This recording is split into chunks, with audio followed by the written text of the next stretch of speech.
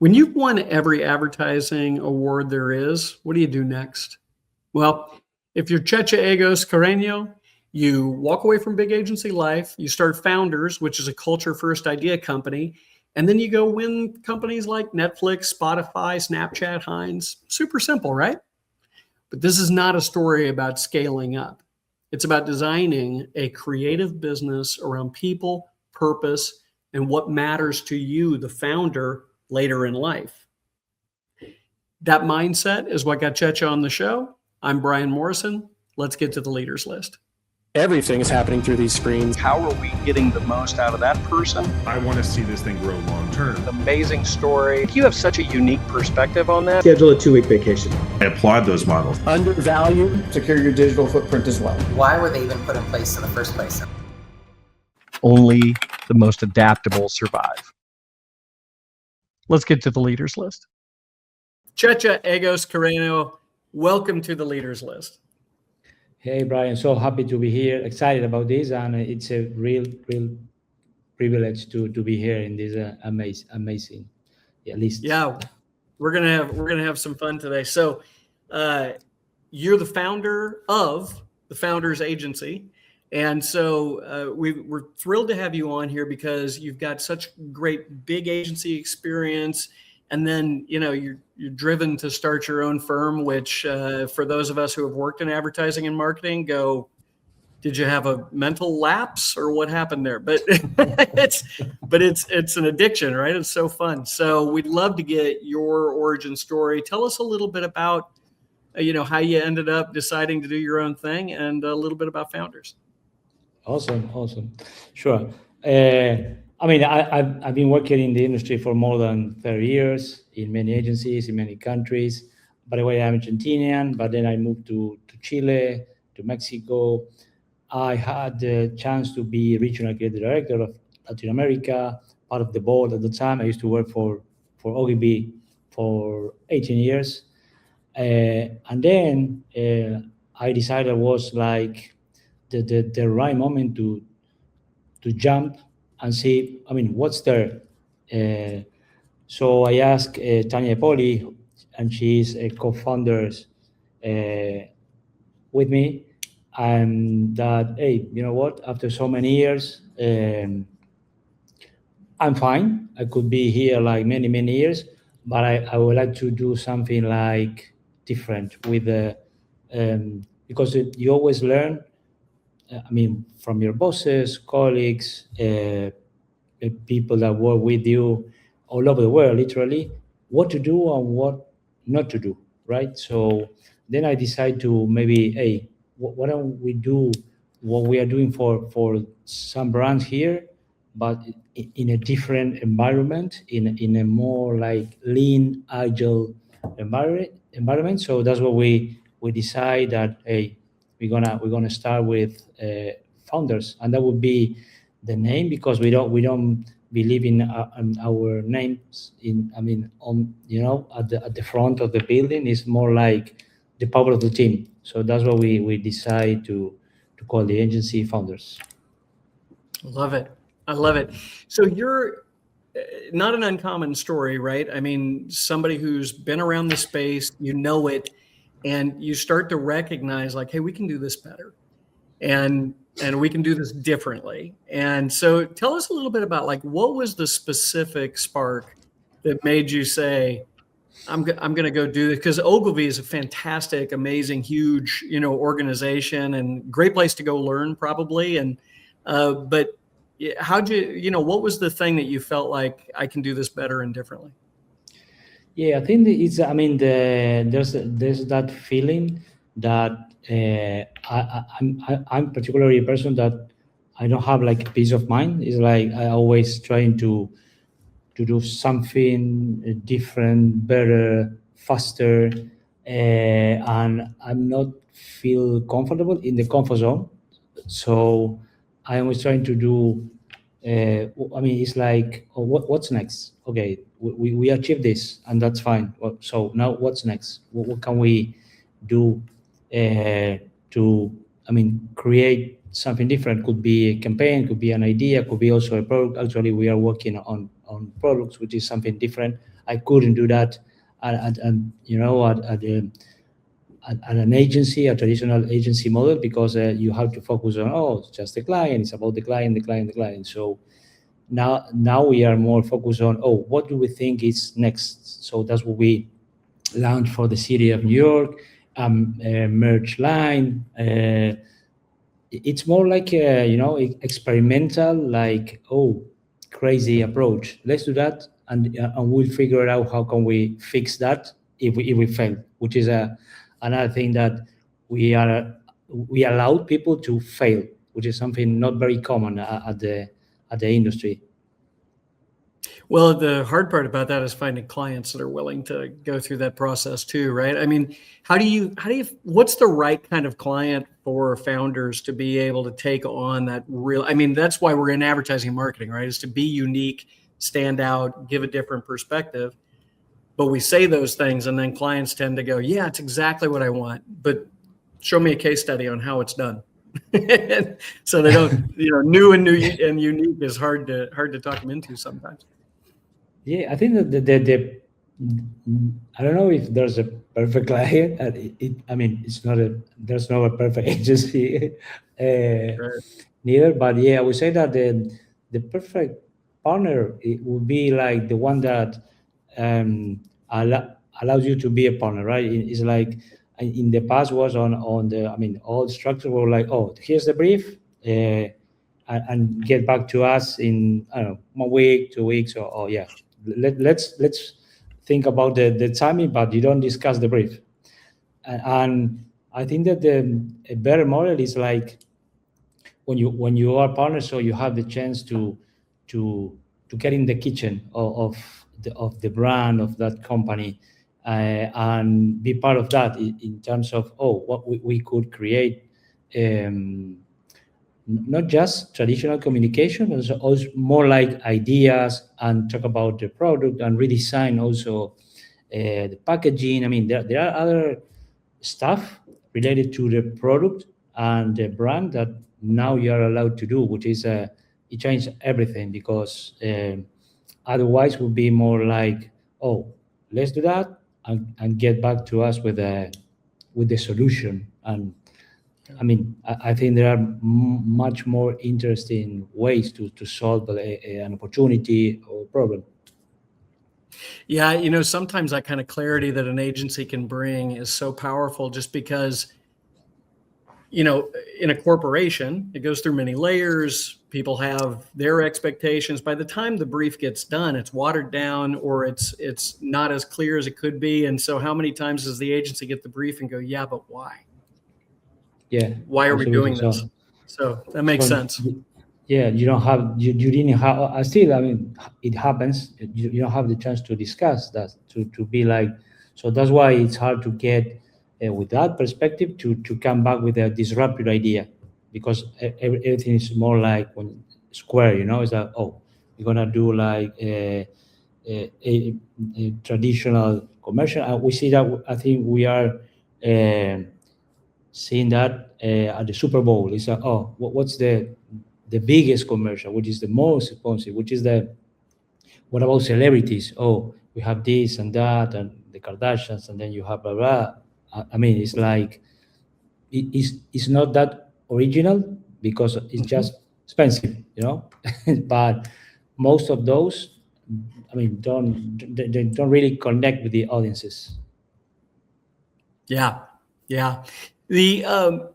I'm going to shift gears on you a little bit, because you're not quiet about the fact that you started this a little bit later in your career versus, coming right out of the gate as an entrepreneur. Talk about how that's worked out for you, and just what that feeling is like, starting this later in your life.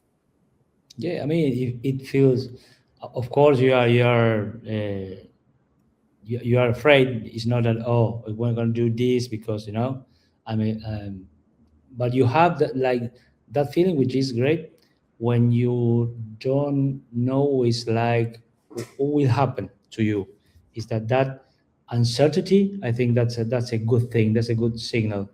When you're like nervous because you don't know about how are we planning to pay like 10 people salary, because we started the agency with more than 10 people, and that was pretty different to other agencies, because they usually is like 2 creatives or 1 creative and 1 business people. And then we see when we grow, we did like the opposite. We start like, it was like a bet, because we really believe in this project. So we said, let's gonna get the best people we can afford, and let's do this all together. So when I started from scratch, literally, when I was 50. So, and I always tell people, it's never too late. and there are other examples, not just me. But if you have like the passion, and then you work hard, you have more chances, which is something which is very obvious, Bryon, but there's not very usual. One thing is say, and another different is do. So it's like most of the things are, oh yeah, we have to take care of the people. Yeah, we have to, but not. I mean, when you do that for real, that's the different, the slide versus reality. Yeah, I love that. I mean, it's the intentionality, right? When you say, I'm going to take care of my people, cool. How does your comp look? How many times do you talk to them? What's the feedback loop? Are you really tracking that? Do you have the employee engagement tracked? Like there's so many things where people say, yeah, no, we really care about our people. And then you go, okay, we'll prove it. Yeah, and so that absolutely. intentionality is the difference. Yeah, and I've seen so many presentations about that. And always my presentations in the past were very, in terms of very simple and just a few slides, because they were more like, so, oh, how could you achieve that? You are the best agency to work, best place to work, right?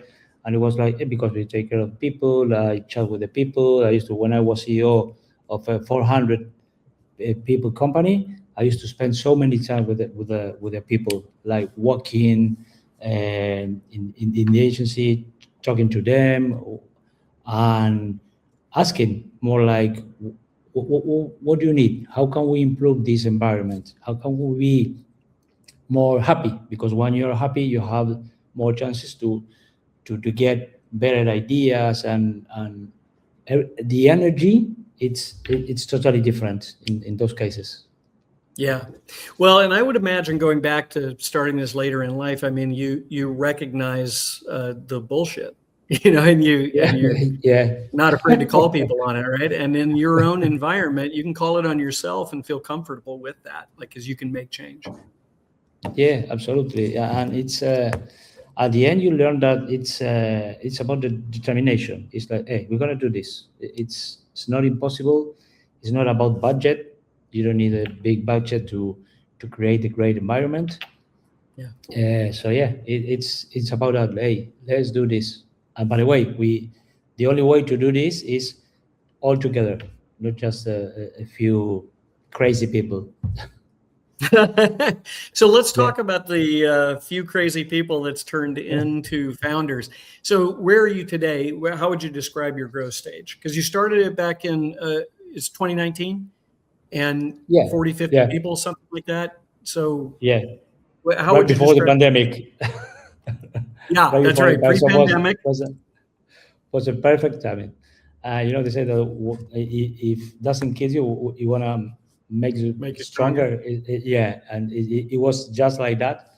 But yeah, that when we decided to jump was like literally 3 months after that decision, we realized that pandemic was already started for the entire world, which was something really crazy. But we were like, oh, what the fuck? But we were like, you know what? Maybe this is a competitive advantage, because I remember that other people and some colleagues at the network, they were not allowed to travel, and we traveled a lot. I remember that time planes were empty, hotels, offices, and we were like, oh, this is a different world, but we can get this is like again an advantage, competitive, and many clients were like, yeah, we like that. We like the fact that despite all the obstacles, you are here face to face, presented an idea with the team. So they really, I mean, what's much appreciated for many people also. So I think that was like, again, the study that we never planned, but what we could went through that era, and then it was, I mean, like, much better and better and better with the consecutive years. Well, that's why it was smart that you did start your own firm, because you look at a situation like that and go solve the problem. And I love the idea of shifting that from world is falling apart, which there was a lot of people where the world was falling apart for them, but you looked at that as a competitive advantage. And I think that's that's anytime there is there's good and bad in each situation. And so in markets like that, when you can look at it and say, this is going to benefit me, and I will it to happen, and I'm going to put the actions in place to make it work. That's a big kudos to you guys. Yeah, absolutely. I think that when, I mean, other people are afraid of that, and that's what I think that crazy is still the right way to do this. And when your team, when they see that on you, it's like, oh, I really believe in the contagious effect, like the ripple effect is like, oh, you need like the spark, and then some people will agree and others don't, which is fine. That's something that I learned with the years. At the beginning, I felt kind of frustrated when people when they didn't want to be best in class, and it was like, oh, what the fuck? Why not? But then, after therapy and years, some chat with colleagues and people that used to work with me, I was like, oh yeah, I was wrong in terms of it's not for everyone. It's like not everyone will be like in the same boat. Yeah. Well, and so it's clearly fine. been right. And it's fine. Yeah, exactly. And that's why we all do different things, right? We all have a role. We play a different role. So, what's your leaders list look like right now? I mean, are you? And actually, let's answer the question like, what would you call the growth stage that the agency is in? I think we are like we just turned 6 years, which is, amazing 6 years, by the way. And now we are in that stage where you could be like, oh, I think we are good. We are doing good. We have like we have the privilege to work with brands like Spotify, with Netflix, with Heinz, the City of New York, Snaps. I mean, you name it. All the attentions economy, really cool brands.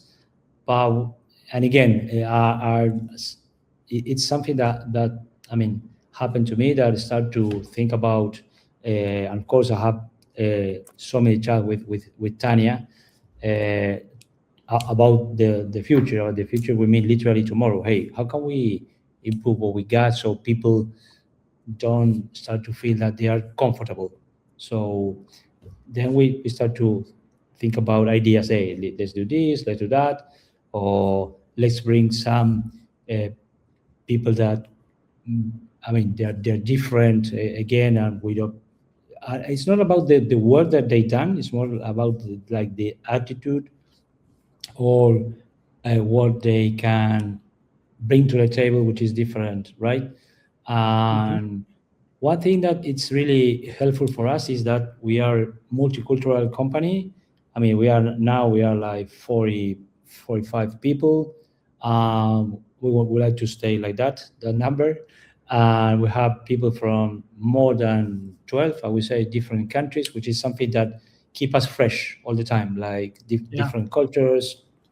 And, what's and it's really when sometimes when you talk about the scalability, it's like then you have the chance to, is this idea insightful in India, for example? Then we ask Pallavi, who is a copywriter that lives in India, and we have people in Jamaica, we have people in different countries, which is very, very rich in terms of, I think we have like an idea that could be that could travel. Could travel around the world, because we feel that in different countries are very touchy, or or funny, or depending on the tone of the idea. Yeah, it's really interesting also, just the, what culturally comes with certain areas, and it's just natural, it's built into individuals, right? And so when you start to tap into those cultural influences and bring all that together, I'll bet that's pretty powerful. Yeah, it is, and people love it. All the clients, they are like, "Oh yeah, we really love this," because it's like, I think it's different from the networks, because it's like scalability, but in a lean way. You don't need like, sometimes it's like, oh, who are these 40 people? Those small faces, Right. and yeah, and we don't do that at all. It's more like, hey, keep it small, like just the right amount of people. Most of the time is a really few group of people representing the work of the others, right? Yeah, it's very different than being in a room with 26 different agencies represented, and everybody stands and delivers, and it's like, oh my Lord, it's you understand the magnitude of some brands. Actually, it's important, right? They do have to have that large scale, but it depends on the work, and obviously you guys have found a niche that they love having that intimate relationship and being able to be unique and creative. Yeah, I think it's a totally different, work and work, as you said, right? Because, most of the clients are, and by the way, the ones that we work with, they love this model of nimble, agile, fast, it's like, because, it's how the world is now. It's like you need to move forward very fast, because otherwise you're going to lose. Yeah, the pace has changed. There's no question about that.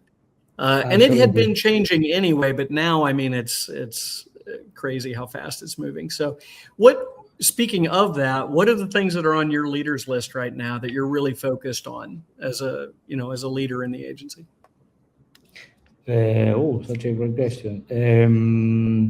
I always focus on people, and on trying to be an inspiration to them, to be, relevant, listen to them again, which is something that it's hard to, it's easy to say, hard to do.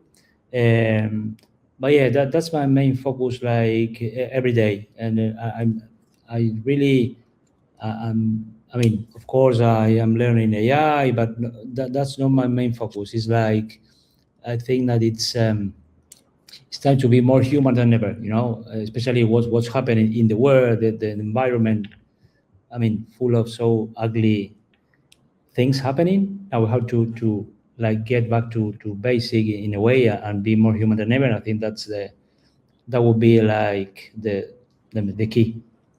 Yeah. I think you brought that up when you were judging Ken, was that right?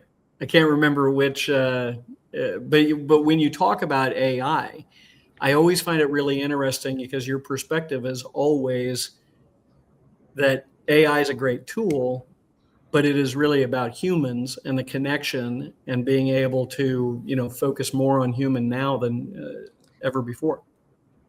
Yeah, absolutely. Because AI, it could be like an extension, could be, a tool, a partner, I don't know, an accelerator, but it's not the, you still need an idea, because since AI is predictive, that it's hard to come up with an original idea, right? So that's why I'm saying this in a humble way, right? It's not that I don't care, but it's not especially when you see like so many articles about AI, it's like, hey guys, okay, calm down, take it easy, and focus on what really matters, which is people, and the people who are on the idea, and they protect the idea, and that's my personal view, right? And respect the other ones, but mine is like it's a focus on people. It's yeah. And let's break that down a little bit, because I'm curious about like what are the tasks associated with people, right? When you say that, because I would imagine it's probably, you know, people as it also relates to the work, you know, their ability, their, you know, quality as a practitioner, that kind of thing. Is that what you mean by people? Or how do you just approach that in a, you know, you're starting to build an agency with scale, right? You can't, once you get past 25 people, it's pretty hard to just go out and lay hands, you know, and go, I'm going to solve this problem. It's, you got a little bit more people. So what's that look like? Yeah, I think one thing that I think is very, I mean, it was my part of what I really care on how my approach on people is like, I think that the best thing that happened to me, it was like my idea of you have to be like, it's how can you get the balance between being close to the people, or how can you get the how can you be like demanding, you know? It's like, hey guys, we want to be like the best in class, so we need to work very hard, but at the same time sometimes you need to hug people. So it's that mix that I think that people really they like about that, because many people told me one day, I remember this one, so many chats when people left, hey Checha, I'm going to move to other agency, or I would like to go to Asia because I would like to travel, or different chats with people. But many people told me, you know, something that I really appreciate about you is your leadership, in terms of you are demanded, but you hug people at the same time. So, because I had, again, so many other examples with, bosses and former bosses that was like, one line could be, you know what, I am the boss. So you want to say, well, you know, that kind of old approach, which is not at all, for us. So, and I think that Tanya is also, she is like the best. We always tell her that she's the best human resources directors that we have, because she really takes us about the people. She never forget a birthday, and every birthday gift is like a customized for every people, and she takes care of that, which is so uncommon also, and people really appreciate that. That's what we have. Our turnaround is it's so low that we have people working with us from the beginning. I would say like more than 60% of the people are we call them the originals from the day one. So I think it's a consequence of that. How can we approach the culture within the company? I love it. Well, there's obvious intentionality around that too. So, as we start to talk about, you guys are obviously, you're growing, you're scaling, but you said like, I get why you don't want to go over 50, because like, it's really hard to manage that way, right? That coaching environment that you have to keep it at a certain scale, and then you have to build people's trust and know what you're going to get out of them. So that's not necessarily a huge scalable model, which you clearly don't care about, right? That's okay. Yeah, absolutely. As you said, and that's why we didn't mean to be like big, but then like, because of the brands and the what they need, that's what we opened, and now we have like 7 offices, but with this, it's a small team everywhere except Mexico or Argentina. We have a small team, and we travel a lot. We travel all the time to be close to with the team, with the clients also, of course. But that's our modern approach of, if you're gonna grow, we're gonna grow like with the less pain we can we can get out of this, of that growth. But it's not, again, growth is not our focus. It's like we just, we are so happy with the brands we work with the people that we work with, that we don't have that that perspective in terms of, we're going to grow like 5%. I mean, who knows? I used to do that in the past when I have to present to the global CEO the projections. I was like, I don't know what we used to have like a 5-year plan, and I was like, I don't know what will happen the next 5 months, not just the next 5 years, which is right. And they were, yeah, you're right, but we would like to hear from you anyway. Yeah, I get it. You got to still go kiss the ring, right? So I get the impression that founders would probably say no to business before they would, if it's going to impact quality and you're not going to be able to do a good job, rather than, I'm going to keep scaling and I'll change my margins and I'll lose money, as I'm growing and scaling. So that's classic lifestyle structure, and a wonderful lifestyle. A great life. That's, a lot of people go, that's a bad word. It's not a bad word. I mean, it's a perfect lifestyle for you, for your staff, for the clients that work with you. That's not necessarily a bad thing. That's quality, and margin is what you get out of that. Yeah, absolutely. It's just like that. We try to keep it that way. We don't work on holidays. We don't work on over the weekends. We don't work till late. We are more like we have a life. It's not just about your job. It's not about work, as you said, Bryon. It's more like, let's get that balance, because when we work hard, we play hard, but we need the balance. Sometimes it's like we don't like the burnouts, because we've seen that in the past. It's still happening, because I have a lot of friends, colleagues, and they were, we have to work on the weekend because we have a huge pitch.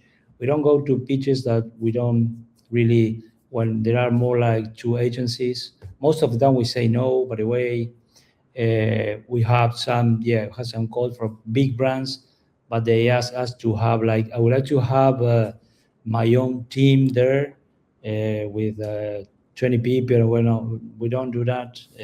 Thanks so much. We can always suggest, other agencies or friends that could be a better fit. But yeah, we want to keep it that way. And the good thing is that works. When we see, because there's results, clients that they want someone who knows themselves well enough that they can know what they're going to get, right? If there's a cultural understanding, then I can decide whether or not that works for my culture as a client. But so many people are so wishy-washy, you don't know what they really stand for. So I bet that does resonate with clients. And if we can do that, and again, we are very humble, and it's not like, we don't want to be like, we don't not feel that we are arrogant in terms of, no, thank you, it's not for us, But it's more like, if we can do this, why shouldn't be like this? Yeah. Okay, so Checha, let's think about our listeners. They're similar to you, founders, CEOs, C-suite members of companies that are scaling their businesses. They're earlier stage, or they're from like 25 employees to 500, in that space. So what do you think, from your perspective of advertising and marketing, creativity, the understanding of tools and AI, what are the things that should be on their leaders list that you would recommend that they consider, putting on the list? I think that it would be like, I don't like the word advice. It would be like more suggestion, or sometimes I share what happened to me. So it's like, could be useful to me. It could be, for other people, maybe it's not. But I would like to share my experience. And I would say that the first thing would be like, try to keep that list like simple and small, because sometimes it's like, again, we start to be we would like to do this and this and that, blah, blah, and at the end is too many. So we know that it's impossible to achieve. And even though we are aware of that, I think it's a human thing that we start to overcomplicate things, right? That's why I like to use. I still use a pen and paper, a Post-it, because it's a small. Even though you don't keep it small, the Post-it is small. So there's a limit in terms of quantity, Yeah, forced editing. So I was, yeah, exactly, just like that. So I mean, to me, it's very useful that keep it simple, just a few things, and then first the what and then the how. But to be simple, yeah, and this is another thing that really helps is it's so fucking hard to be simple that Right. but you have to There's an keep it elegance that to way, it, right? yeah. And actually we spend a lot of time sometimes we have a meeting with the team a couple of hours ago, and it was, this deck is huge, or do we really need this, or we really need that? And they start to do that, and they love it and hate it at the same time, because they were like, oh yeah, maybe you're right, but we did this for a reason. And I was like, but I mean, try to be like more, again, simple. Is this really good enough? Out. No. Do we need that long copy? Out. Or blah blah blah. And it's an exercise that it comes probably with the years, but really, I mean, I think that, I mean, for us was really, it is really helpful to keep it that way. Yeah, I mean, it's funny because a lot of people think, if you just give me a canvas and it's a blank canvas, I can do so many things. Constraints actually help creativity, right? I mean, when you say to yourself, like, simplify, get it down to the thing that really matters. Did this really resonate? When I introduced it to the organization, did they understand it? Did I follow up to make sure they understood it? Did I follow up again to make sure they understood it? Like, yours is, what I'm hearing is, simplify, but go for greater quality, and you get better results. Totally. And I mean, and in many ways, I mean, I think this is beyond just marketing, but we really forget about the traditional the organization chart. It's like who's doing what about the position? I mean, who cares that? I mean, about, it's like each of us should contribute to that. So it's more like, horizontal, and we are, I mean, all the same in terms of we all have the chance to think about an idea, to contribute, I mean, in different ways. So we keep that, I mean, it's like we when, like an incubator, that you have to protect that but it's not easy, I have to say. So some people feel, I mean, they feel frustrated because of that. Me too. I have to confess that sometimes it was like, why am I overcomplicating this?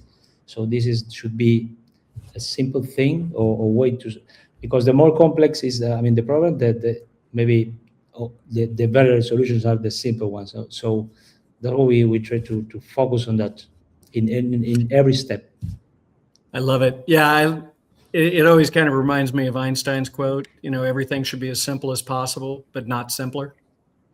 Yeah, and so absolutely. There are, like, if you simplify the number of things you're working on, but then you give it the, work that it deserves, some things might not seem simple, but that's where great work comes from. Yeah.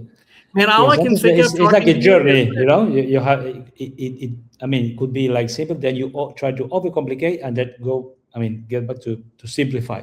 But you need to go through that sea of complexity, Yeah. All I can think of, Checha, when I talk to you, is it must be really fun to get to work at Founders. It is actually. That's why I'm still here, kicking some asses and having fun. That's awesome. Okay, closing thoughts. What do you want everybody to stop and do as soon as they stop listening to this? I don't know. I hope that first of all, I would like to, it was a really wonderful time with you, Bryon. Really appreciate that. So I think that if, just one person could take a look at what we've done together and and got some, find something that could be useful, I will be so happy, grateful for the rest of my life, I would say. That's awesome. That's awesome. So yeah, the simple answer is take some of these key points because it is really great, great insights. I can see why some of the biggest brands in the world trust you. And so you've got some great insights here. I hope everybody gets the same thing. So Checha, thank you so much for bringing the Founders Agency and your leaders list to the show. Thank you so much, Bryon. It was, really a privilege to be here with you. And congrats, on the list because it's really. I'm seeing other episodes and it's really cool. So thank you so much for what you're doing. Okay, thanks very much. Take care. Boom. Nice work, man. It's good. Yeah, I like it. It was really good. Did you like it? Yeah, really have fun. The time flies. When they say, "Well, time flies," is like, I know. Was I was actually looking at the clock and I was like, "Oh God, that's 40 minutes. That's solid." But I thought it was really, really good, man. You're great. I Thank you so much. get why. Yeah, I get why people want to come and work at the agency. All I think about is when I was in Omnicom. One of the agencies I was at was the marketing arm, which is TMA, and they were an experiential agency. We, at one point, largest sports marketing agency in the world. And it was, but I got there early and I remembered how awesome it was when we were, just in that growth stage and we were blowing up and we were acquiring other firms and putting them in. And it was just fun. And then it got to a point where I was like, I woke up one day and I go, what am I doing? Yeah. And it just, it was like if anybody ever asks me, like, how did you decide to go back to be an entrepreneur? I was like, it's a really crazy story because I just got an email that said, congratulations on your 10 years in Omnicom. And I printed it out and took it down to the founder of the agency. And I said, I got to get the fuck out of here. Yeah. And he goes, do you have another job? And I go, no, I don't even know where I'm going to go, but I'm leaving. Like, this is fucking crazy. I thought I'd be here 2 years. Yeah. It's like, that unfortunately that's the way it is. So yes, we have fun. One thing that I didn't mention is that what I think that we should like have fun when in our worst moments, because when you're good, it's easy and everyone's like, but when you are like in trouble because you lose a huge client or whatever, is when you have to really show that it's better to have fun than start to get depressed and and when you do that, like the rest of the people is like, oh yeah, right. It's not the end of the world. It's just advertising, with all respect and love. Well, I agree with you so much on that. One of the things we used to say is when something really bad would happen, we would come up with 3 reasons why it's good. And by the time you get to the third one, it's probably funny, because it sucks. And it's a reason that it was bad. But if you force that mindset, we always got to some pretty funny stuff. Yeah, absolutely. That's Hey, so is Tanya, what's her role? Because I didn't dig into that too much because I don't have as much background on her and I didn't want to take us too far off. But how does the relationship between you two work? Yeah, when I was, because I was CEO at Ogilvy, Mexico and Miami, she was the general manager at Ogilvy in Miami. So we have like a cluster. So we used to work together. She's fantastic. She was general manager when she was 29, and she's brilliant. And that's why I asked her, what? I remember I was in Cannes. I was like, what? I'm gonna leave. And she was, I'm coming with you. Let's figure out what we can do, because I'm not staying with the other people. So then I was like, hey, why don't we start an agency? Because in the past I have some thoughts about that, and we said, yeah, let's do that. And we jumped just like that. Again, without overthinking, let's do it, and we'll figure out. Yeah. And it was an amazing 6 year together. Are you still so she's still there, still part of it? Yeah, she's a chief operation officer and chief creative. So Okay. she's business and the creative. So that's what it's like, again, a balance. But she knows about creativity. We are not like, oh no, creative, you business. No, it's more like, I learned about P&L, which is kind of boring, but I had to learn. I had to learn. Sure. And I asked her, hey, what do you think about this idea? Yeah, we've been doing Oh, that. really? And it's, So even like concept Yeah. level discussions. That's great. Yeah. That's a great absolutely. partner. And you know what? I believe in that too. Like when I was at TMA, we used to talk about like the great ideas come from everywhere, and the best Absolutely. ideas bubble up as opposed to coming from one person on high. But I mean, great work comes from that too. I'm just saying, like, I always loved the spontaneous nature of having people come in and be a part of it. And when we used to pitch, we would have company, because we would always say we're not going to do RFP, and we don't do pitches the way other people do. We would pay to have somebody come and stay with us, and we would do our standard processes and let them be in the room while we did it. Because what was great about the work that we did is the way we got to the ideas. And so we just exposed it, opened the kimono, and we were like, we'll do that, because then you understand our culture and you understand us and you understand whether or not that's something you want to be a part of as a client. Yeah. And that's the way that's what we start this, right? Yeah, that process. The way is now it's so different. It's like, I don't know. It's it hurts what's happening with the ones who rules, because there are, like, as you know, like 5-6 groups that they rule, actually. But there's like a revolution that already started with there are other agencies that are really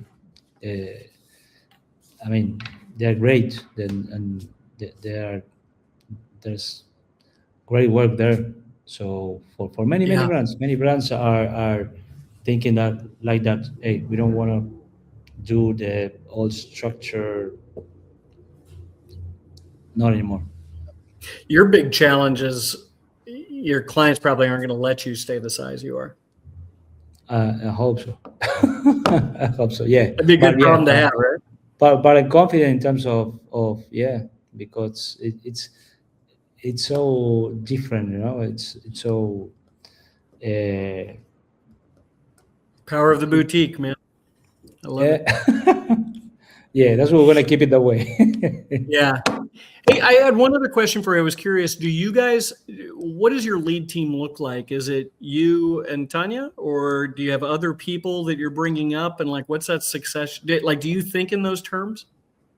Yeah. Now we have we have a director of strategy, social, but it's more like who's gonna lead this, not in terms of, again, the organization chart, those. It's more like let's bring the best people we can, and the ones who really love what we do, and that's how we think. Yeah, we are not thinking You're about building out your leadership around their practice and the skill or the offering versus number of people they manage and how. Yeah, Is that right? exactly like that. Yeah. And what we do is, That's like, smart. every project, every project is different. So every team for each project is different. It's not, again, the other way is like, oh yeah, you and you, the usual suspects come here, and we're gonna do this business as usual. So we do this, like, no, for particularly this project, or we're gonna ask just the right people, and that's it. Yeah. Okay. Listen, man, I've kept you long enough, but this has been awesome. I'm glad that we've connected. And Yeah, me too. If there's anything I can do to return the favor for you taking the time, no, but reach out anytime. And I mean, the opposite way, I'm happy to stay connected, because I really love what you do, and really. Yeah. I mean, your energy, also, your vibe, it's really. Yeah, think about this.